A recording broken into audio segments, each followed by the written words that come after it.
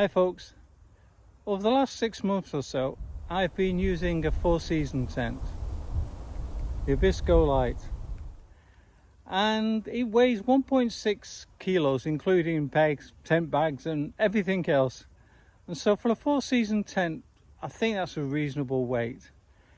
The other thing is that it packs down pretty small as well, so we're talking about 14 centimeters in diameter and 34 in length. Now I want to get into some more of the detail, so let's just have a look at the bag a bit more closely. So starting with the poles, you can see they're attached. Now on the trail I don't actually have them attached in that way, but I do when I'm storing the poles, and it's great from that point of view. The other thing about the tent bag is just so many tents. The tent bag is too small for when you're trying to pull that tent away, and you can see as I open this tent bag up, there's just plenty of room in it. So when you come to restuff the bag when it's wet, it's actually big enough. So many tent manufacturers don't take account of the fact that when you come to pull the tent away, quite often it is wet and it's therefore larger in volume, and it's very difficult to get back into the tent bag. Both of these bags have got separate compartments in them for repair items. So for this particular bag, inside here you can see we have a separate pole for repairs, and there's a pole sleeve inside as well. Yep, there we go. I don't want to take it out at the moment, I don't want to lose it. So I'll put that back in. Now obviously you can make a decision not to carry those. Now obviously normally I wouldn't take the tent out of the bag until I put the poles up, because I wouldn't want to get the tent particularly wet until the poles were ready. So as I was saying, this bag also has a separate compartment for all the repair items that are within. So you can see in there every type of fabric that you've got that constitute the tent is actually in there, even down to a needle and thread and a spare guy rope. So I love the fact that on the tent bag we've got the pitching instructions, and they're repeated on this paper version as well, which comes inside the tent. And the great thing about this paper version, as you'll see here, it's waterproof. And not only do we get instructions about how to put the tent up, but we get full handling and care and repair instructions. And I've read these and I have to say they're pretty good. Poles. So I love these poles, dark featherlight poles. But the thing I really love about them is they're bright red. None of this green or black, bright red. So you drop them on the grass at some point getting ready, and of course you can see where they are straight away. Also you'll notice a bit of a pre-bend there as well, so you can imagine how that's going to fit into the tent. Then we come on to the 4 corner poles.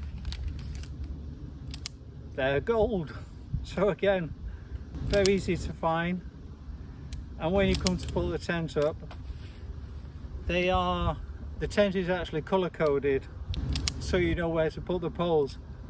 Although I think it'd be quite difficult to not distinguish between the two. As I said, easy to spot on the ground. Some tents that I've reviewed have actually been short of tent pegs, so they might require 10, and I think that particular tent I have in mind only had 8. Same with guy ropes as well. This tent has all the guy ropes that you need, including a spare. The tent actually needs 14 tent pegs, and surprise, surprise, 16 are actually in this bag, and that's what you get.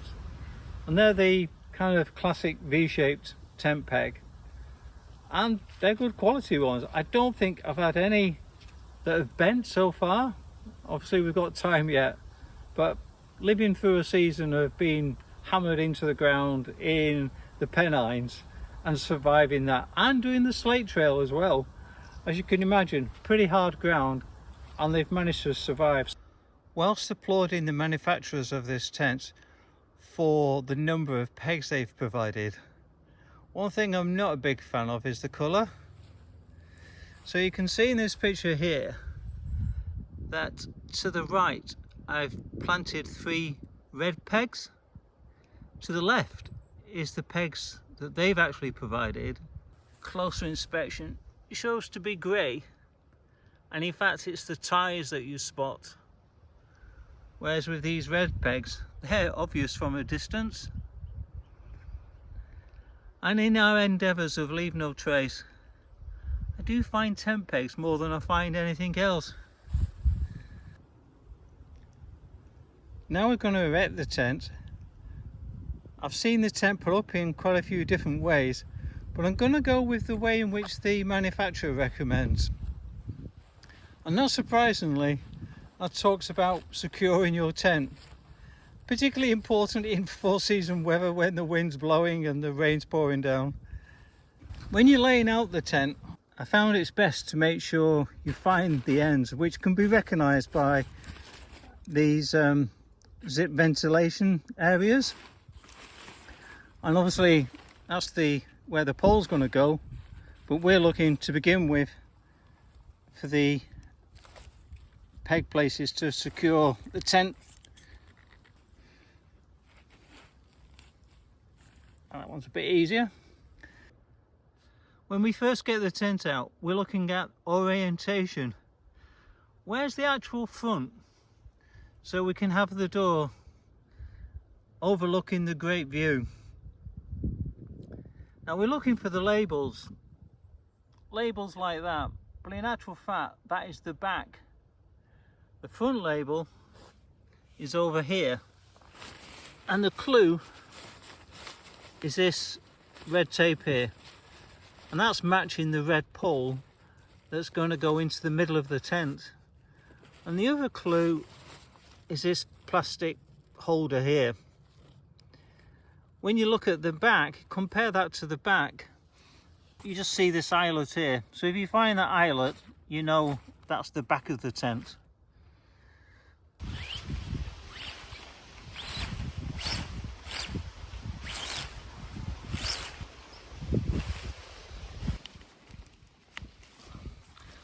Obviously you can make a decision which hole you're going to put it in. So the nearer one will make it just ever so slightly higher. So the extra hole can be for the other pole if you want to make the tent even more solid. Then here we've got this that we can tighten up a little bit later.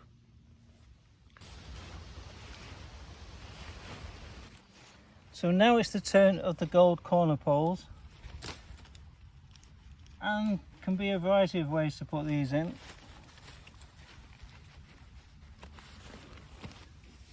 Sometimes I find it easier to put this in without actually having that pegged in, because it's just a little bit tight.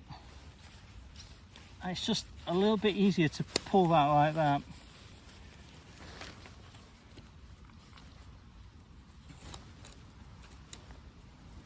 A bit easier for me to visualize then where to put that particular peg as well. And as I said before, making sure that loop goes over the top, and then do the guy rope.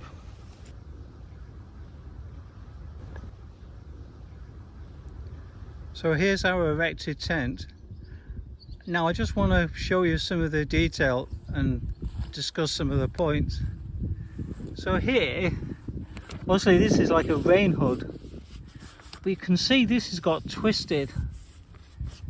And I've tried all sorts of things to try and sort it out, but I can't. And so hopefully that doesn't happen to your tent. But it'd be interesting to hear off other users or owners if they've got the same problem. It still works, but it'd be just better if it wasn't twisted, or if I could untwist it somehow. I have tried. It's just more irritating than anything. When I first got the tent, I wondered about how useful the middle guy rope was.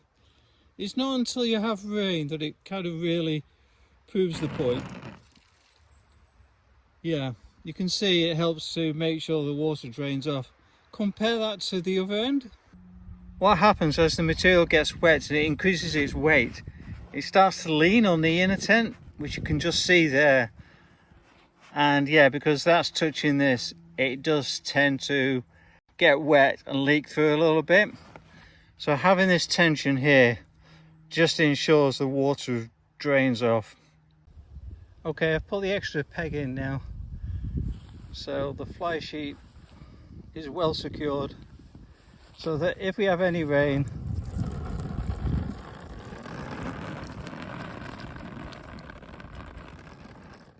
now at the back of the tent we have this sleeve, and again for me it's the attention to detail. So they've got an eyelet there, and of course what that does is when it rains and the water kind of collects here and runs down, it has a way of escaping. And that eyelet, yeah, just make sure that the water doesn't collect in there.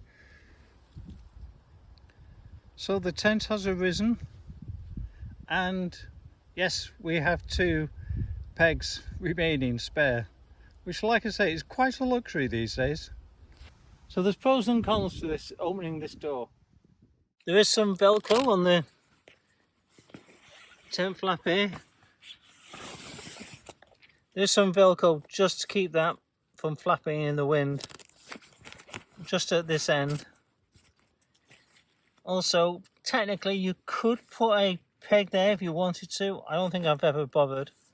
And the other thing to know in terms of the material, that this material at the bottom of the fly sheet is the same material as the ground sheet. And when you come to toggle up this bit, it's great that it's got a good toggle, and great that you can tighten it up. That's a great feature. Again, hook through, tighten up. However, once you're in the tent and you want to close your door up, undoing that from the inside of the tent, it's actually quite difficult. It's quite bizarre. I always find it very fiddly. It's easy. I've almost got out of the tent sometimes to undo it just to get it to that position. So one of the features that everybody who owns a tent seems to love is this. So if you want a greater area for cooking, then yeah, you can pull it back or gain a couple of inches in your tent. Now I'm going to turn around and show you the space in the tent. So at the moment I actually have a regular sized mat in the tent. Just go the other way. So what you find there is there's sufficient space to lie down your rucksack at one end with a regular sleeping mat. Also, if I pull this to the edge here, you can see there's quite a bit of space there. Just to demonstrate the space I have at the side of me, that's a 40 litre pack. I can just get in the apex there. Then in terms of pockets, they're quite plentiful and kind of good sized as well. So obviously we have this here, dedicated foam one. At the top we have potentially one for your headlamp, which is what I do. And I've never seen this before, but it actually comes with a dedicated clothesline already installed. I've seen loops for them before, but not with one already in place. At this end of the tent, we've got another dedicated pocket, So definitely an abundance of pockets. And they're all good quality ones as well, I have to say. Right, now we come to the ventilation. So at the end of the tent, you have this zip, and then behind that, another. So I'll show you at the other end, which I've already set up. We don't have to go outside. You can see ventilation there. In fact, I'll say you don't have to go outside in terms of if you want to zip it or unzip it, but for demonstration purposes, I will. Here's the end of the tent with the flap open. So there's the mesh there, and I've rolled down, you can see here, I've rolled down and actually toggled it down as well. So kind of wraps it up and put the toggle on. I don't think you really need to do that, but it was there. Not surprising with these types of tents that the inner tent, as you can see there, is attached to the main tent by like elastic pulls. What I've done, just to give the tent a little bit more height inside, I've kind of taken that a little bit closer just by tying it up a little bit more. It always lies. And I think I mentioned at the start, you can sort of play with this. I mean, I could bring it in a little bit just to give me a little bit more height. So I'm 5'10", and I do find it does rest on my head a little bit. So when I'm in the tent, I'm just cracking my neck down a little bit, maybe half an inch to an inch. And as I said, I have raised this a little bit. This is always the difficulties with 4-season tents. You don't want a tent that is too big, because you're reliant on your body heat more than anything to heat up the tent. But equally, sometimes they get too small, and then, as I say, they become claustrophobic. For me, this feels like it's just right in terms of dimensions, and I'm really appreciating that. Other than this, everything else I love about this tent. So one more thing, I'll just show you the main door closed from this side.